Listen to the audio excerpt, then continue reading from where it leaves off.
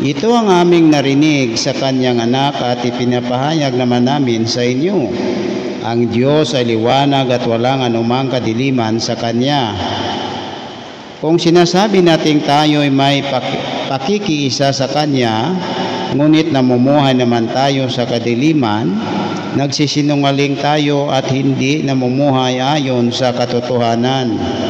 Ngunit kung namumuhay tayo sa liwanag, gaya niya na nasa liwanag, tayo'y nagkakaisa at ang lahat ng ating kasalanan ay nilinis ng dugo ni Hesus na kanyang anak. Kung sinasabi nating tayo'y walang kasalanan, dinadaya natin ang ating sarili at wala sa atin ang katotohanan.